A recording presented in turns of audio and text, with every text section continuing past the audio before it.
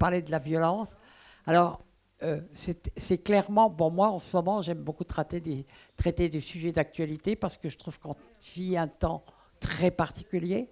On sent vraiment qu'on arrive dans la fin des temps et on a toutes les raisons de le penser parce que les prophéties bibliques s'accomplissent sous nos yeux, on peut le dire. Et on voit bien que la violence s'accroît de manière exponentielle, mais c'est impressionnant.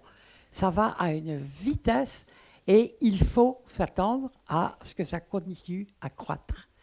Et nous, chrétiens, nous ne devons pas avoir peur parce que tout ça, c'est sous le contrôle du Seigneur. Mais nous devons comprendre et peut-être trouver quelles seront les bonnes attitudes à avoir face à ça, puisque nous risquons même de voir un déferlement. On ne sait pas ce qui va se passer même sur le plan politique en France. Et puis déjà, sur la Belgique, c'est plutôt chaud. Sur la Grande-Bretagne, c'est très très chaud. Et puis un peu partout. En réalité, un peu partout dans le monde. Et puis, vous entendrez parler de guerre et de bruit de guerre. On est en plein dedans. Hein? Hein? Énorme inondation à Bruxelles. Non, mais on sent qu'il y a des jugements de Dieu qui arrivent aussi. On sent que c'est comme si la planète était en train vous savez, il est dit en Ésaïe 24, la terre tremble, les péchés de la terre pèsent sur elle, la terre tremble, la terre vomit ses habitants. Ben, je crois on y est, hein, on y est, d'accord?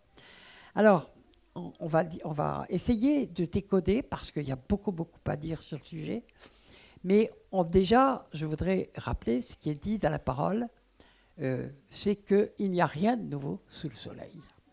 Tout ce qui a déjà été, tout ce qui sera a déjà été, et Dieu ramène ce qui est passé. Donc, nous retrouvons dans la Bible des situations similaires, des temps similaires, et nous allons voir ce qui s'est produit, d'accord ? Mais nous allons aussi voir quelles sont les causes de la violence, parce que nous y sommes confrontés, et nous y serons de plus en plus confrontés. Nos enfants y sont confrontés, nos petits-enfants y sont confrontés, parce que la peur est en train de monter partout. Hein. Bon, on peut être dans des quartiers protégés ou dans des petits lieux de campagne protégés. D'ailleurs, je crois que le Seigneur met à part beaucoup de ses enfants. Hein, et les fait partir de certains centres-villes, de quartiers, de trucs, etc. Mais il faut bien constater que beaucoup de lieux sont devenus des lieux de peur, de panique. Hein. Moi, j'ai habité sur des quartiers, je pourrais certains lieux, à Marseille, à Évry ou autres, je suis sûr qu'aujourd'hui, je ne pourrais plus y habiter. Et le Seigneur m'en a fait partir il y a 15 ans, d'accord ? Parce que lui savait ce qui allait arriver. Lui savait, d'accord ? Alors, mais il y a une chose qui est dite dans la Bible, c'est 2 Timothée 3,13, mais les hommes méchants et imposteurs avanceront toujours plus dans le mal, égarant les autres et égarés eux-mêmes. Ça a été écrit il y a 2000 ans. On a l'impression que Paul parle pour ce qui se passe en France actuellement. Vous voyez ? C'est exactement ça. Alors, il faut qu'on cherche la source de la violence, déjà. Parce que ce qui est a déjà été. Donc, la source de la violence, elle est toujours la même en réalité, et on va le voir. Alors, je ne vais pas vous rappeler la chute. La chute a eu lieu. Mais l'Éternel Dieu appela l'homme et lui dit, donc c'est en Genèse 3,9, « Où es-tu ? Tiens. » Dieu ne sait pas où il est.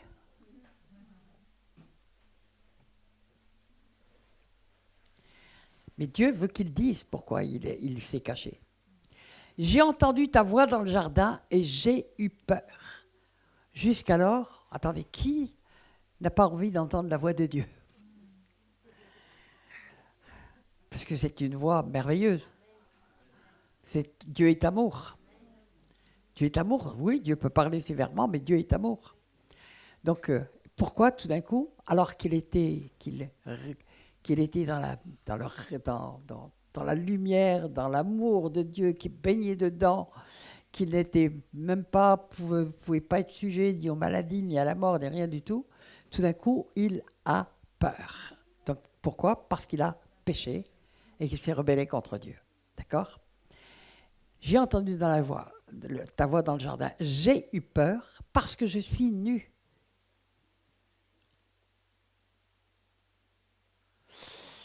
Je n'ai pas toute la réponse, mais j'ai quand même une certaine réponse.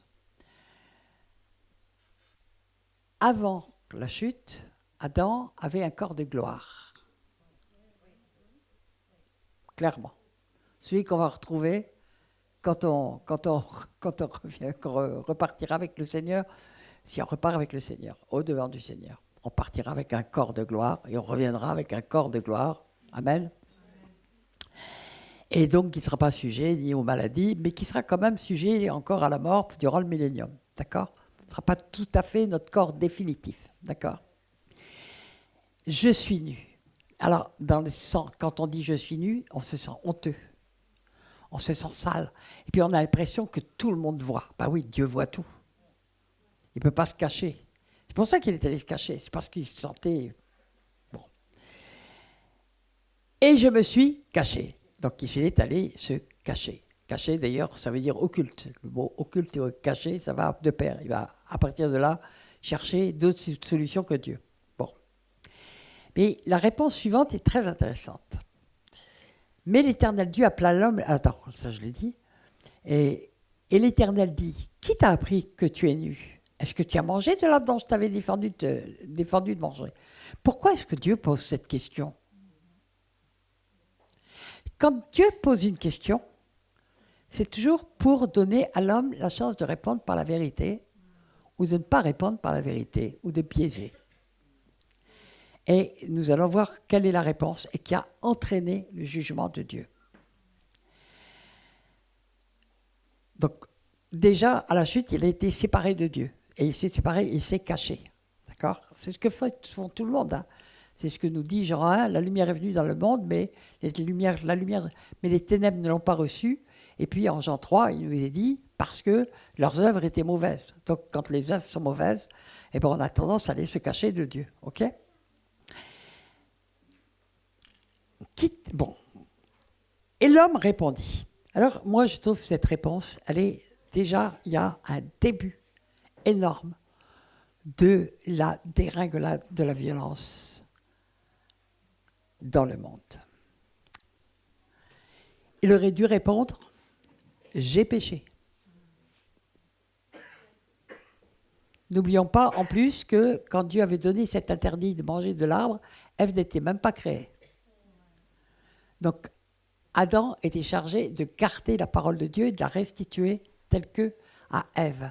Et pourquoi Dieu a puni beaucoup plus Adam que Ève ? Dieu n'est pas injuste.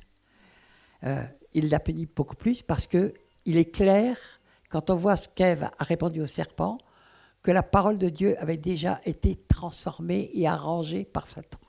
Parce qu'elle va dire, c'est plus tu mourras certainement, c'est de peur que tu meurs. Donc c'est plus qu'une possibilité. Oh non, mais Dieu, ça ressemble à l'évangile de l'hypergrâce d'aujourd'hui.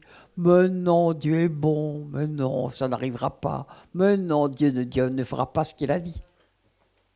Vous n'avez jamais entendu ce discours ? Mais Dieu est bon. Ils confondent la bonté de Dieu avec la bonté humaine, ce qui n'a vraiment rien à voir.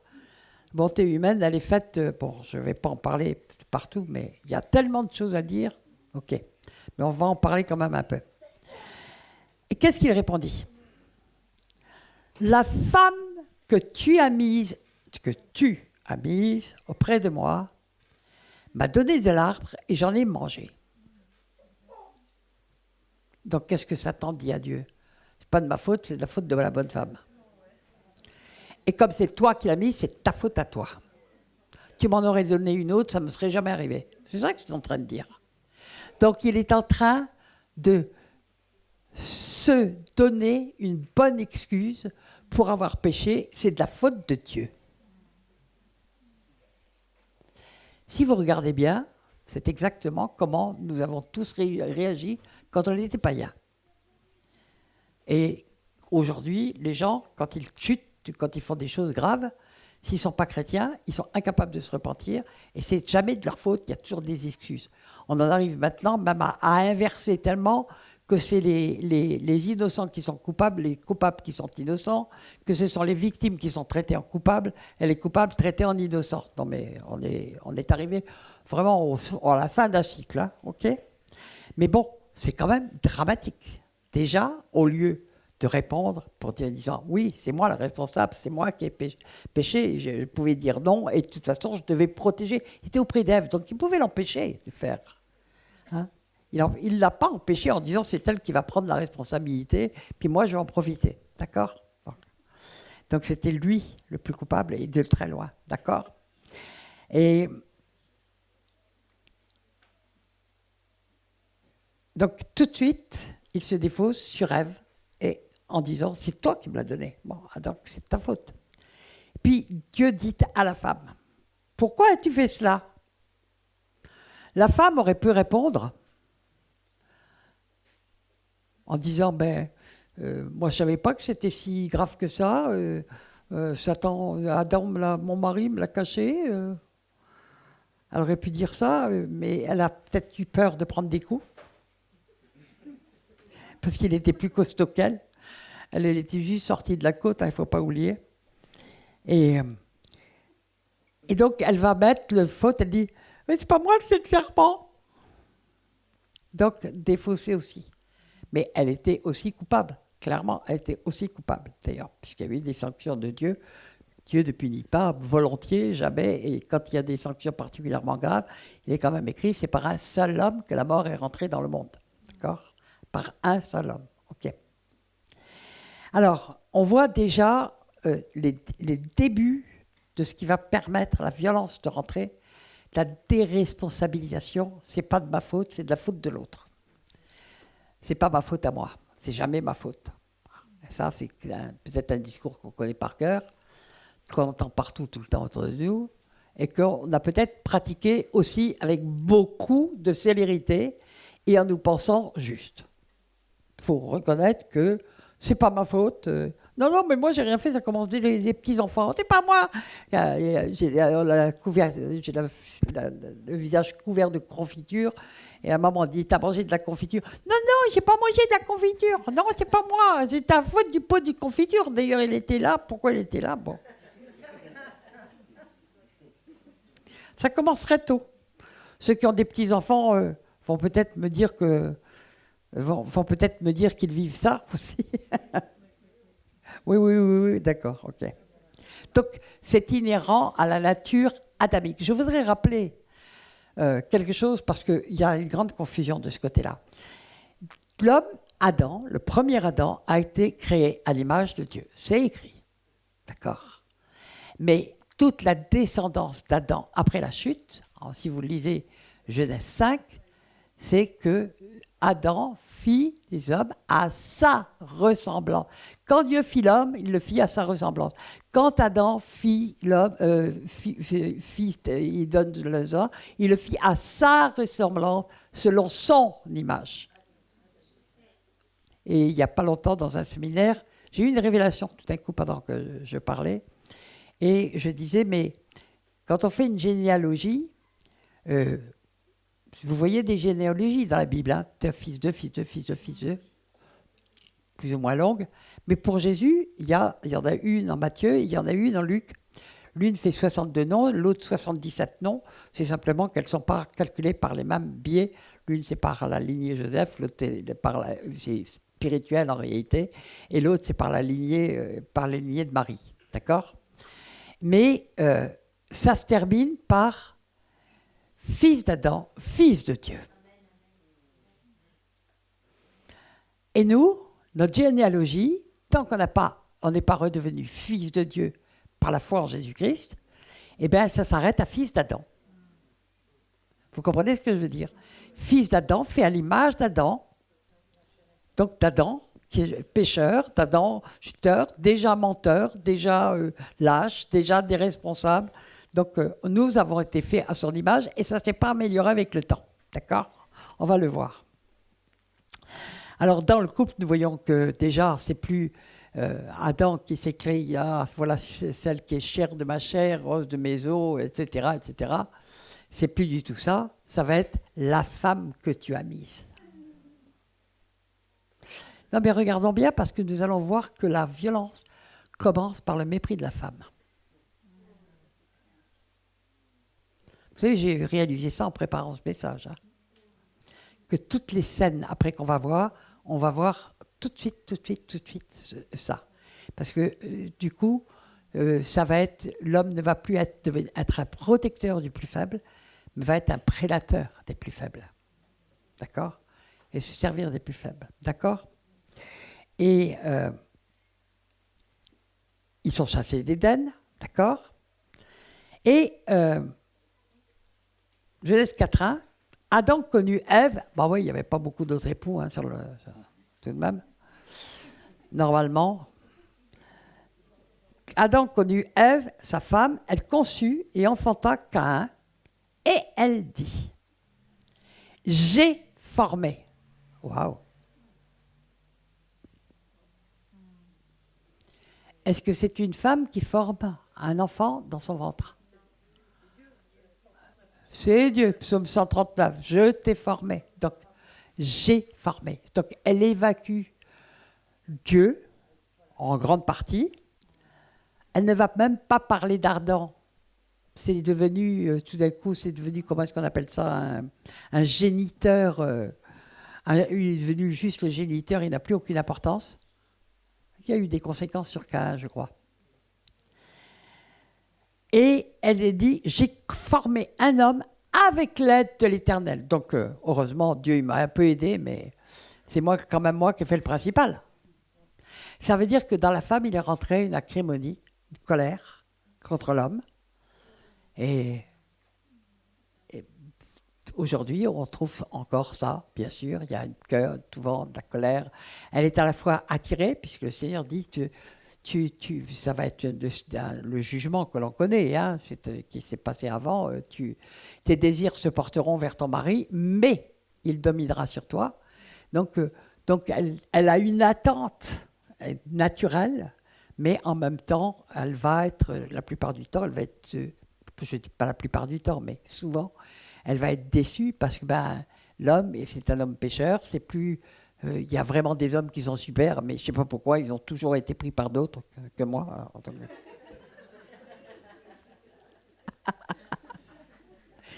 Je ris, mais vous savez, dans le...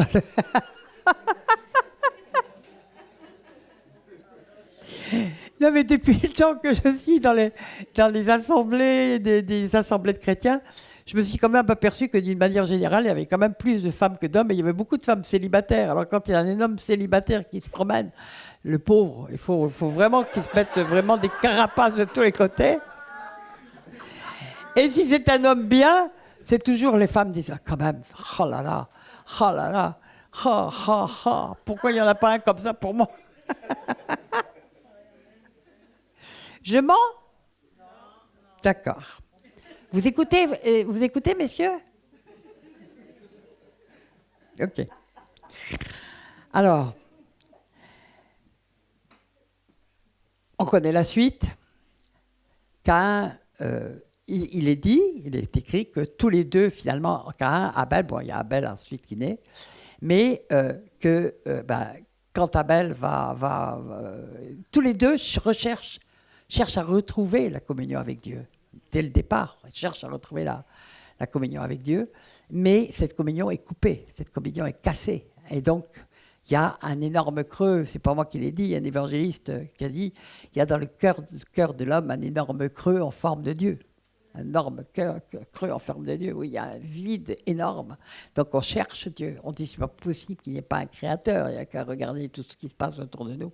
C'est impossible qu'il n'y ait pas un créateur, ou alors il faut être vraiment idiot ou vraiment méchant ou vraiment tordu pour ne pas se rendre compte qu'il y a forcément un créateur extraordinaire.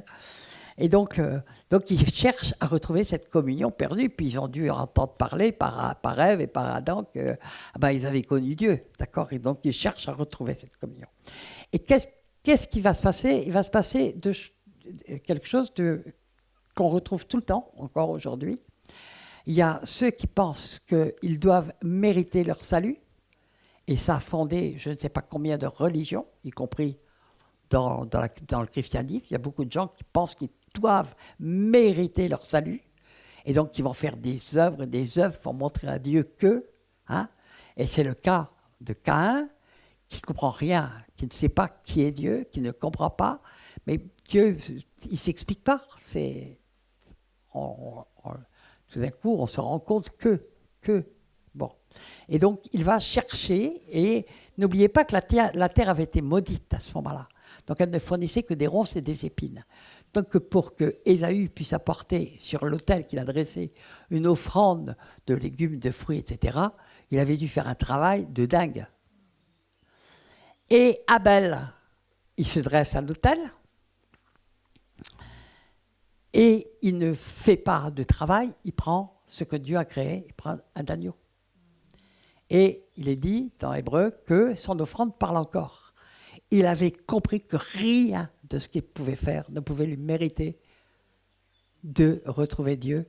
Eh bien, et il fait une offrande prophétique, d'accord ? Il fait une offrande prophétique.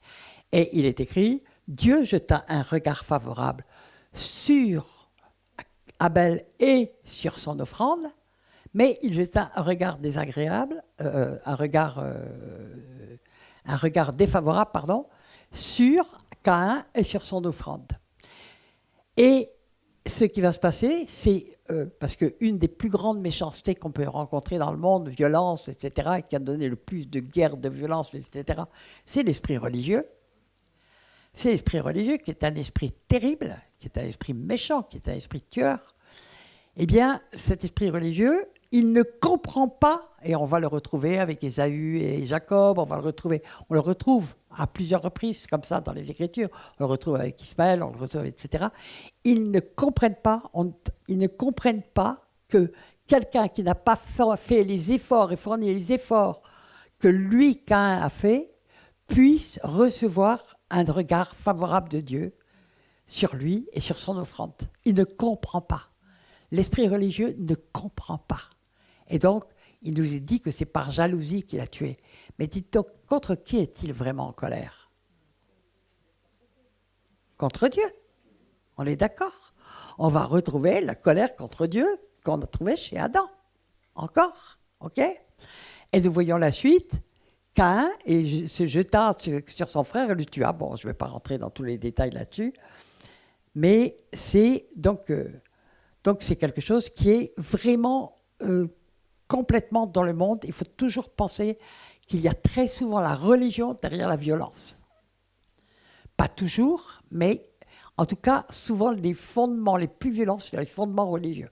On peut le voir actuellement avec l'islam contre les juifs, etc. On expliquera ça, pourquoi cette haine viscérale permanente, puisque ça nous est dit que nous aussi, nous serons, ceux qui vont vivre pièvement en Jésus-Christ seront persécutés. Et puis, s'il n'y a qu'à regarder la vie des apôtres, ils ont tous fini en dehors de Jean, qui encore passé par le stade Patmos, où ils devaient évangéliser les coccinelles ou les scarabées. C'est vraiment... toujours, ils ont tous terminé d'une manière, d'une violence inouïe. Hein, tués, pendus, crucifiés la tête à l'envers, etc. Mais la cruauté de l'homme, c'est impressionnant. C'est impressionnant. Toujours, on ne se sent pas concerné, mais on l'a sous nos yeux. Cette violence, elle est en train d'exploser actuellement. On l'a sous nos yeux. Mais elle a toujours existé dans le monde. Elle a toujours existé partout. On est, nous, à l'échelon de notre génération. Mais moi, je suis né en 1941. Bon, évidemment, bébé, je ne savais pas grand-chose de ce qu'il faisait, mais il y a eu des privations, des choses comme ça. Mais, je veux dire, c'était l'horreur. Vous savez que je n'ai entendu parler de la Shoah que quand j'ai eu 20 ans, par le film Nuit et brouillard, quand j'étais étudiante.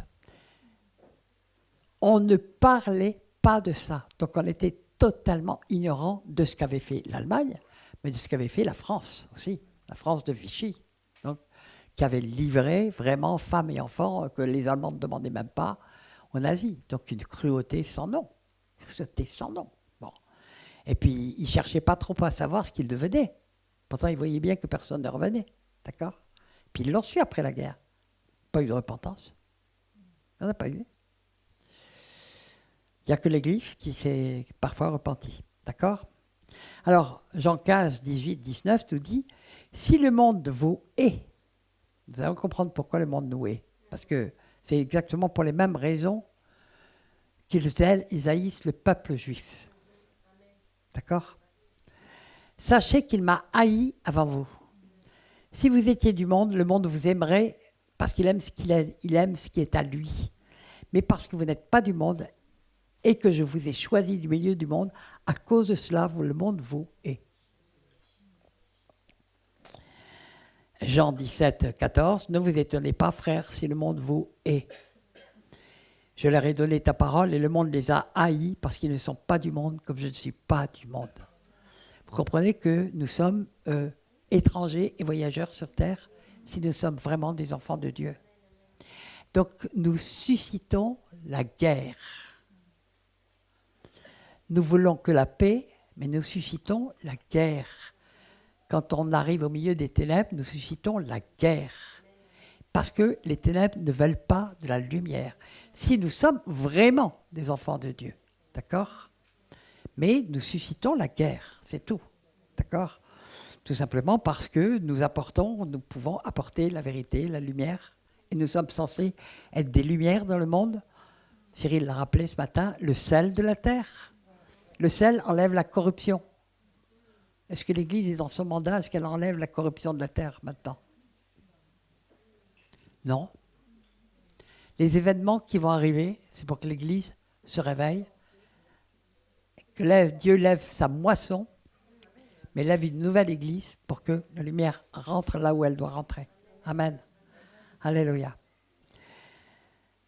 Alors, c'est toujours pourquoi une peur panique, hein, on risque de montrer que leurs œuvres sont mauvaises et ils ne veulent surtout pas. Le monde se cache. Le monde est toujours...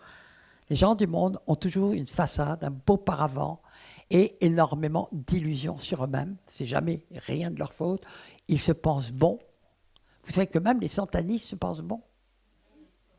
Ils vont sacrifier des enfants, mais ils se pensent bons. Vous savez pourquoi? Parce que Satan leur fait croire qu'ils peuvent compenser le mal qu'ils font avec le bien qu'ils font. C'est pour ça que dans le satanisme, vous voyez des carreaux blanc-noir, blanc-noir, blanc-noir, pour rappeler que les bonnes actions, c'est pour ça qu'ils font plein de bonnes œuvres, de bonnes actions, parce que c'est censé compenser toutes les mauvaises. Mais ça, c'est Satan qui dit ça, bien sûr. Vous avez le yin et le yang. Vous retrouvez toujours ces trucs. Et dans toutes les religions, je parle des religions, on vous fait croire que le bien que vous allez faire va compenser le mal que vous avez fait. Donc, c'est exactement le discours résolument opposé à celui de la grâce, qui est totalement immérité et qui ne nous demande que de la foi dans l'amour de Dieu et de la foi dans le fait que l'œuvre de la croix a été faite pour expier nos péchés à notre place. Et c'est insupportable à l'homme orgueilleux. Quand je dis l'homme, ça englobe la femme, bien entendu. C'est insupportable de penser qu'il ne peut rien faire pour son propre salut, alors qu'il se croit bon. Vous voyez? Qu'il croit qu'il peut faire de bonnes choses tout le temps. Alors on va voir que ce n'est pas tout à fait ce qu'a dit Jésus. Et nous arrivons maintenant à un stade qui est vraiment terrible. Hein, terrible. Et si je fais c'est pas un sujet que j'aurais fait il y a 1 an ou il y a 2 ans ou il y a 3 ans, mais là on arrive à un stade, nous devons comprendre ce qui est en train de se passer, nous devons voir quelles sont les réponses du Seigneur et nous devons savoir surtout pourquoi le Seigneur nous a mis dans ce temps. Dans ce temps, pourquoi il nous a fait vivre dans ce temps. Nous sommes tous des envoyés. Le Seigneur nous a envoyés. Il nous a envoyés dans le monde. On est ambassadeurs de Christ. Si nous sommes des enfants de Dieu, on est ambassadeurs de Christ. On n'est pas de ce monde. Hein? On est dans ce monde, mais on n'est pas de ce monde. On est ses ambassadeurs. Donc nous sommes tous en mission. Si nous continuons à vivre comme le monde vit et puis nous ne sommes pas, nous ne sommes peut-être pas des enfants de Dieu. Il vaut mieux. Moi, je ne suis pas pour dire aux gens, comme ça a été fait dans beaucoup d'assemblées, ah, ben, t'es passé par les eaux du baptême, donc t'es converti. Attendez, moi, le Seigneur, je vous souvenez qu'il y a 2 jours, c'est 2 jours, où Cyril a dit que Dieu lui avait ouvert les yeux spirituels et qu'il avait vu tout d'un coup des rangées de morts.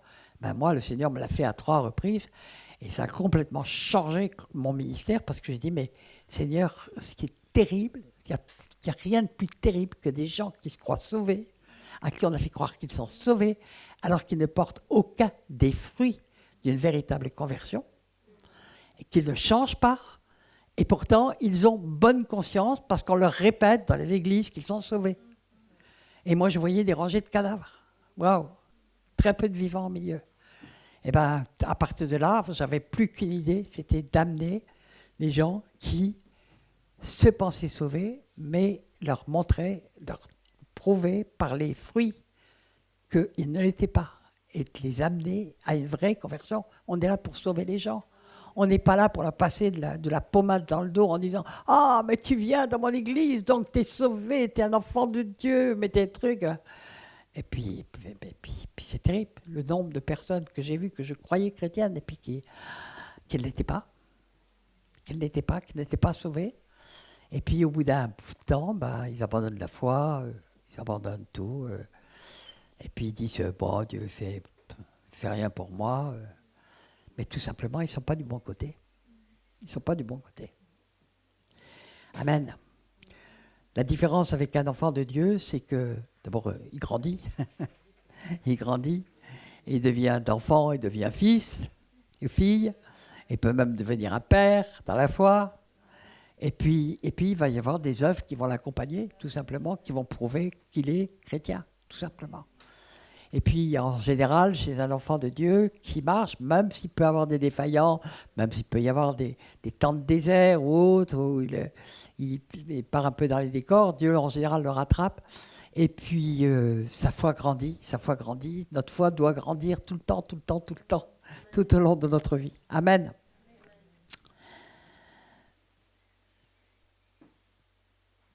Alors, après Caïn, on va regarder la rapidité avec laquelle le monde, je dirais, s'effondre dans le péché. Alors, les mecs, nous trouvons ça en Genèse 4. Genèse 4 ou Genèse 5 ? Pas marqué. Ça commence, donc c'était un descendant de Caïn, les mecs. Les mecs dit à... Alors, les mecs, ça veut dire puissant. Ça veut dire que là, on est déjà devant le bonhomme qui veut montrer maintenant des mécaniques et montrer qu'il est grand, sans Dieu, mais très grand, très puissant. Les mecs disent à ces femmes. Waouh! La polygamie vient de rentrer dans le monde. Avec la polygamie, le mépris des femmes. D'accord? Ada et Tila, écoutez ma voix. Waouh! Attention, moi, je ne sais pas, mais... Ce que je conseille aux gens, c'est d'écouter la voix de Dieu. Écoutez ma voix. Donc il y a une morgue. Femme de Lémec, écoutez ma parole. Non, écoutez plutôt la parole de Christ, c'est mieux. Il y a la parole de Dieu. J'ai tué un homme pour ma blessure. Ah, blessure d'amour-propre. On ne sait pas très bien. Et un jeune homme pour ma meurtrissure. Vous avez vu un peu le parallèle avec Jésus ? Il a été blessé pour ses péchés et c'est par ses meurtrissures que nous sommes guéris. C'est en Ésaïe 53. Donc vous voyez déjà la parodie du diable là-dedans. Qu'on commence, vous savez, la franc-maçonnerie, elle est déjà dans l'air là. La parodie de l'évangile, la parodie de la parole. Okay? Caïn sera vengé 7 fois. Ah, c'est Caïn qui a vengé 7 fois. Et les mecs 77 fois. Wow. Pour une meurtrissure, pour une blessure, il va être vengé 77 fois, il va tuer 77 personnes. Ce qui est très intéressant, ça c'est une révélation que le Seigneur m'a donnée il y a très longtemps. Pourquoi 77 fois ?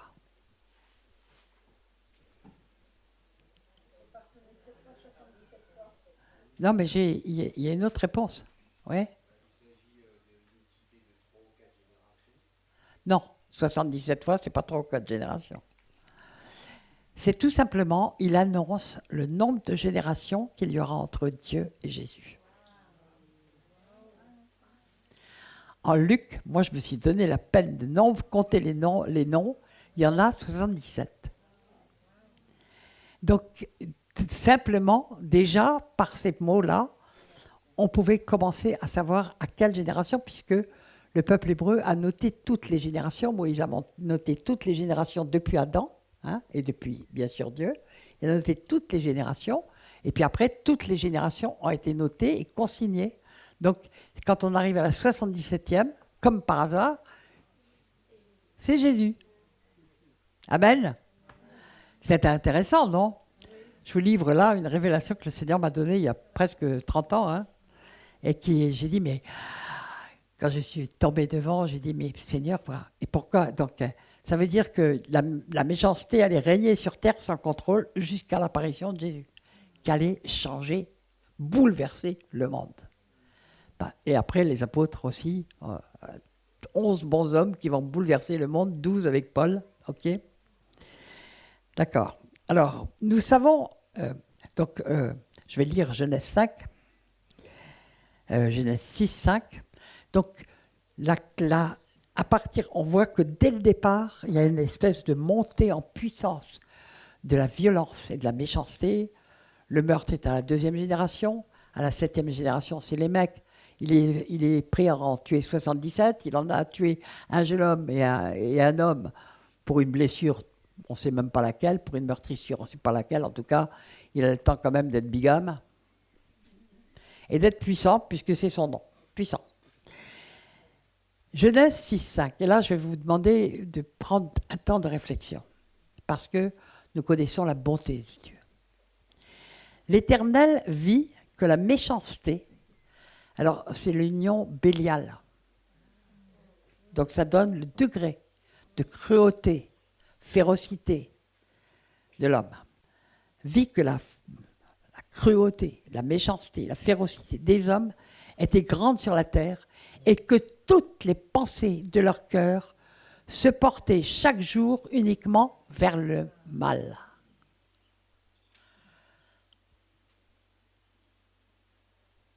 Est-ce que ça a changé? C'est simplement qu'on est aveugle. Parce que l'homme s'est sociabilisé. Parce que s'il ne se sociabilise pas, il s'entretue tout de suite. Donc l'homme a appris des codes pour être social, mais ses pensées le portent tous les jours vers le monde. Mal. J'ai eu une expérience au Japon qui m'a beaucoup interpellé. Je n'étais pas chrétienne à l'époque. Et je vais au Japon j'organisais des expositions françaises là-bas. Donc, j'organise une exposition. Et puis, il y avait un jeune de 20 ans que j'avais pris un peu sous mes ailes parce que c'était un jeune entrepreneur et qu'il était venu au Japon.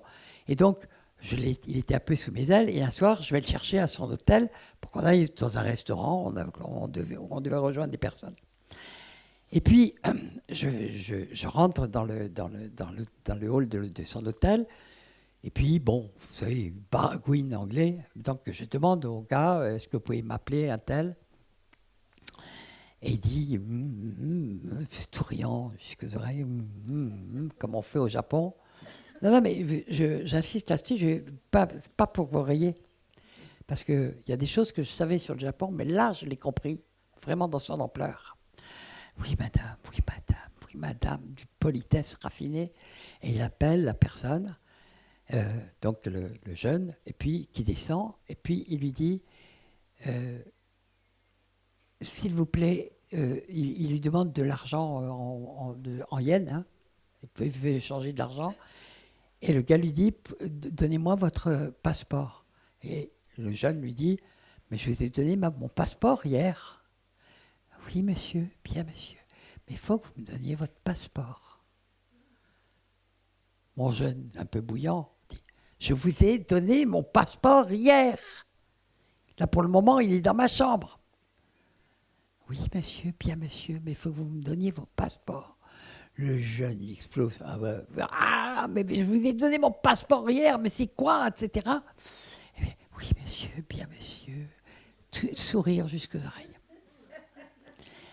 Et donc le jeune repart chercher son passeport dans sa chambre, et moi je reste dans le hall de l'hôtel.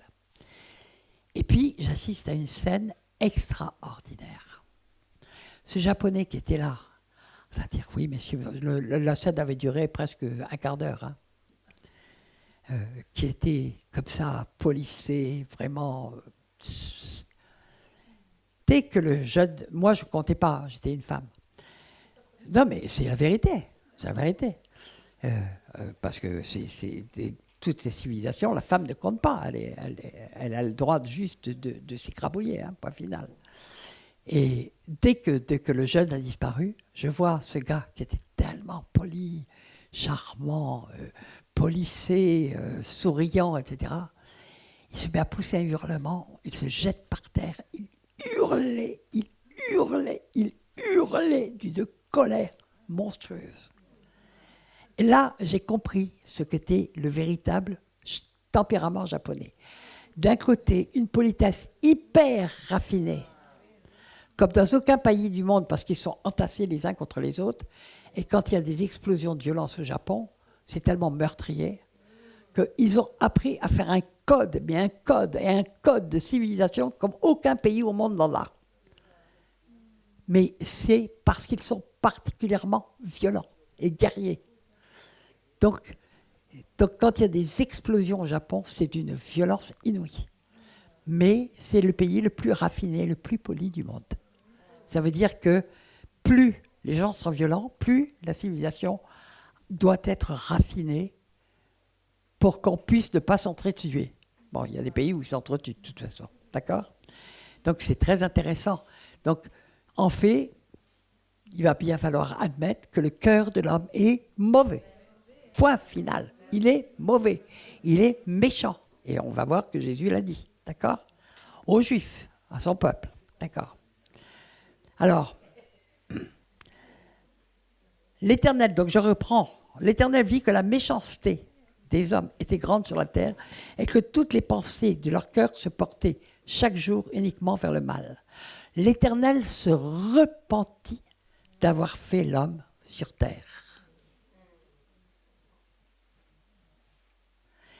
Et il fut affligé dans son cœur. Et l'Éternel dit, j'exterminerai de la face de la terre l'homme que j'ai créé, depuis l'homme jusqu'au bétail, aux reptiles et aux oiseaux du ciel, car je me repens de les avoir faits. Est-ce que les oiseaux sont méchants ? Est-ce que les reptiles sont méchants ? Mais en fait, ils ne le sont pas. Ils font leur boulot de reptiles, point final. Mais ils n'ont pas de conscience. D'accord ? S'il n'y a pas de conscience, il n'y a pas de péché. OK ? Et il se repentit de les avoir fait.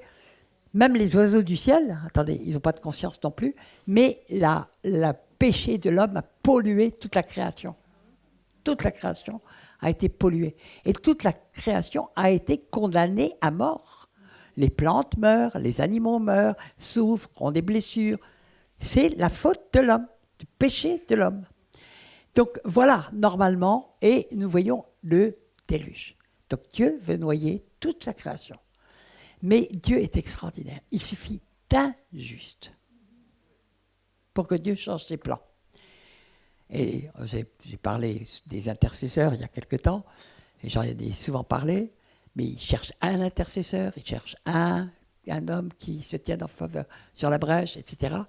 Je veux dire que Dieu est extraordinaire, et même déjà, il commence par un homme en montrant qu'un jour, il y aura un homme qui viendra pour sauver l'humanité. Et Noé, donc, c'est un homme. Il n'est pas parfait. Nous allons le voir tout de suite. Il va faire une faute qui va déjà polluer même le salut. Dieu a choisi Noé, mais comme il a promis de nous sauver, nous et notre famille, et que Dieu ne change pas, et que c'est sa loi dans le cœur, c'est rassurant, eh bien, il décide de sauver Noé et toute sa famille. Et on sait que dedans, il y a Cham qui va faire des trucs un petit peu glauques, qui va amener les Moabites, les Ammonites, et il a fait tout le bazar. Je ne vais pas vous raconter toute la Bible.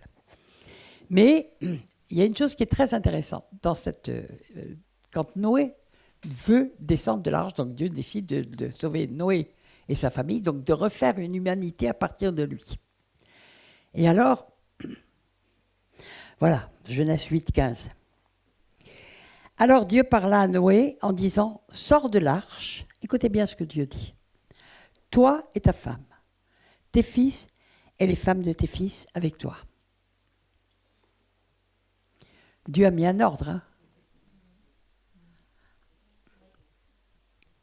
Et puis il lui dit, tu feras sortir après tous les animaux, de toute chair qui sont dedans, etc. Bon, je passe là-dessus. Verset 18. Et Noé sortit avec ses fils, sa femme et les femmes de ses fils. Vous voyez un petit changement ?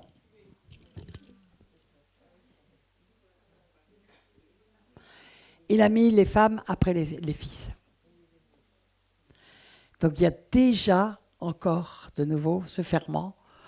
Alors je ne suis pas du tout en train de faire un discours féministe, hein. Attention, comprenez-le bien, il y a longtemps que ça m'est passé. J'étais une 68 arde, ça m'est passé depuis longtemps. Je suis très très content que que Dieu ait fait les hommes sur terre. Alléluia. Et je sais qu'il va même leur faire retrouver leur stature d'homme d'ici peu. Amen. C'est pourquoi il les a créés, d'être des protecteurs, d'être des leaders, d'être des locomotives. Ça ne veut pas dire que les femmes ne sont pas capables et n'ont pas des capacités, mais Dieu a mis il a donné une mission à l'homme qui est plus importante que celle de la femme, point final. D'accord ?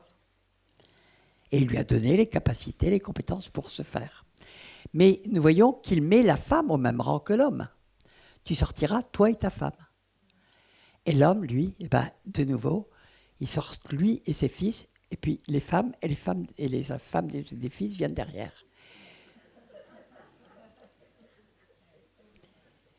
C'est tout simplement une désobéissance. Et c'est-à-dire qu'il réintroduit l'idée que la femme est secondaire, disons le mot, elle est secondaire. L'important, c'est les hommes. N'oubliez pas que dans toutes les religions qui sont antéchrist, les femmes sont profondément méprisées, maltraitées, mises sous les pieds. Dans l'islam, n'en parlons pas, c'est l'horreur. Dans les religions bouddhistes, c'est l'horreur.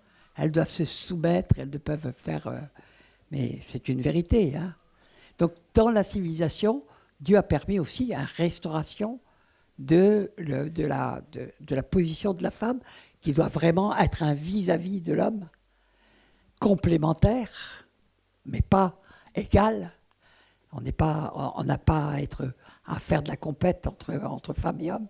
Ça n'a rien à voir. On a chacun notre mission, chacun notre responsabilité, tout simplement. Et tout ça est disloqué et entraîne, bien sûr, de la violence et des tas de choses. OK. Alors, nous voyons donc que avant, qu'est-ce que c'était que cette violence ? Puisque Dieu parle de la violence, qu'il regrette d'avoir fait l'homme sur terre, à quel état et à quel degré de violence est-on arrivé pour que Dieu soit dégoûté de l'homme, qu'il regrette de l'avoir créé ? Ça ne nous est pas dit, mais on peut imaginer que c'était l'état qu'on trouve aujourd'hui, même s'il y a des choses qui sont un peu différentes, évidemment, puisqu'on est dans d'autres temps. Mais probablement aussi que les enfants étaient devenus des objets de plaisir, ou qu'on les tuait, ou qu'on faisait des tas de choses comme ça, parce que ça va reparaître très vite. Après le déluge, ça va reparaître très vite, tout ça, les sacrifices à Moloch et compagnie, dans les pays païens. Donc nous n'avons aucune idée, mais pour que Dieu dise qu'il regrette d'avoir fait l'homme sur terre, c'est que la violence était arrivée à un degré insupportable. Et nous savons que Dieu a fait une promesse à Noé, c'est qu'il ne ferait plus jamais de déluge sur terre. Et il n'en a pas fait. Mais je pense que nous sommes arrivés exactement au même degré que ça existait avant le déluge. Et donc, nous pouvons nous attendre à de très grandes choses. Et nous savons ce qui va arriver par les Écritures. Nous savons qu'il va y avoir une troisième guerre mondiale. Jésus a dit, s'il n'y avait pas quelques élus pour prier, des élus pour prier, eh bien, il ne resterait plus personne. Donc, ce ne serait plus par le déluge, ce serait l'homme lui-même qui se dévorerait. Mais il y aura aussi, cet univers va périr par le feu et les flammes, mais Dieu en créera un autre. D'accord ? Amen. Ça nous est dit aussi. Je veux juste le faire à titre de rappel. Mais là, nous rentrons dans le temps et nous sentons que nous sommes sur le fil, où on peut avoir un déclenchement de guerre mondiale qui pourrait décimer toute la Terre. L'arsenal qui est contenu dans les pays pour nucléaire a atteint des trucs. Je crois que déjà il y a 15 ans ou 20 ans, j'avais lu un truc comme quoi il y avait 70 fois l'arsenal pour détruire toute la Terre. Alors entre-temps, ça a vraiment augmenté. Donc c'est l'homme lui-même qui va s'entre-déchirer, qui va s'auto-détruire. Mais il y aura encore un petit reste grâce à ceux qui intercèdent, grâce aux élus. Jésus l'a dit, donc ça va arriver. Et nous voyons les choses vraiment arriver sous nos yeux. Nous voyons qu'on est sur le bord des bruits de guerre, des guerres et bruits de guerre, des menaces de guerre atomique, de guerre nucléaire, elles sont maintenant là. Moi, j'ai eu, en tout cas, je ne sais pas si c'est un privilège ou autre, mais d'une certaine manière, oui, j'ai eu le privilège de vivre pendant tout le temps entre la dernière guerre, dont je me souviens pratiquement de rien, et j'ai vu les 30 Glorieuses, puis j'ai vu la dégringolade de la France, mais aussi du monde entier, avec des lois abominables de tous les côtés et la violence qui s'accroît de tous les côtés. Et je vois que c'est comme un tourbillon, ça va de plus en plus vite, c'est impressionnant. Quand on se prend le temps d'écouter les nouvelles, il y a peut-être 10 ans, quand il y avait un meurtre quelque part en France du type de ce qu'on voit maintenant, on parle, il y a un Samuel Paty, ça n'existait même pas, n'en parlons pas. Mais ces violences pour rien, pour nul, je veux dire que les journaux en faisaient ça pendant des semaines, des mois. C'était vraiment une rareté. Aujourd'hui, je ne sais plus quelles sont les statistiques que je les ai entendues, mais en tout cas, c'est tous les jours qu'on apprend des meurtres, des trucs gratuits, méchants, inutiles, de gamins de 12 ans, de 13 ans. On est là et puis on dit, mais ça va aller jusqu'où ? On sait jusqu'où ça va aller. On le sait. La violence est devenue exponentielle. Il n'y a plus rien qui la retient. Et nous verrons pourquoi il y a quelque chose qui a disparu, qui est en train de disparaître de la Terre. Et qui explique tout ça. Amen. Alors, nous savons dans quel temps nous sommes, et je crois que la plupart d'entre vous savez déjà que l'horloge du monde maintenant, c'est devenu, le temps des nations est terminé, et maintenant l'horloge du monde, c'est Israël. D'accord ? Jésus avait dit, il avait parlé du temps des nations, et puis le temps des nations s'achève, et c'est de nouveau Israël. Et nous savons aussi par les Écritures que l'Israël terrestre, va vivre des choses terribles. Et donc le 7 octobre a été un déclenchement, et le prophète Zacharie a annoncé il y a 3000 ans que tous les nations de la terre se dresseraient contre Israël. On est en train d'y assister. C'est impressionnant. Monica, qui est à l'ONU, peut nous confirmer que c'est absolument hallucinant. À l'ONU, toutes les nations se dressent contre Israël, font des résolutions contre Israël, condamnent Israël. C'est impressionnant. Et Zacharie l'a annoncé que toutes les nations qui se dresseraient contre Israël et qui iraient contre Israël disparaîtraient de la terre. D'accord ? Mais c'est un temps qui est terrible, et en même temps, ça va être le temps où le peuple juif va reconnaître son sauveur. Amen. Ils verront celui qu'ils ont percé. Amen. Donc nous vivons des temps extraordinaires qui vont être à la fois très durs, mais qui vont être aussi les temps peut-être les plus glorieux qui ait jamais existé, puisqu'il est dit que la gloire de la dernière maison sera plus grande que celle de la première. Ce sont des paroles qui sont dans l'Ancien Testament, mais bien sûr qui se répercutent dans le Nouveau Testament, parce que la dernière maison, c'est pas seulement Israël, c'est aussi bien sûr l'Église qui est greffée sur Israël. Amen. Et nous sentons de l'atmosphère, ici, on le sent, moi je le sens d'année en année, la gloire de Dieu augmente. La gloire de Dieu augmente, la puissance de Dieu augmente. Et nous allons voir des choses extraordinaires. Alors, ne nous affolons pas, nous savons que nous allons vivre des temps très difficiles, mais nous savons que nous allons voir des choses extraordinaires et de plus en plus extraordinaires. Et merci Seigneur de vivre dans ces temps-là. Et j'ai moi une grande reconnaissance en disant, mais Seigneur, je sais que si je vis encore, c'est parce que je vais voir ces choses-là. Alléluia. Amen.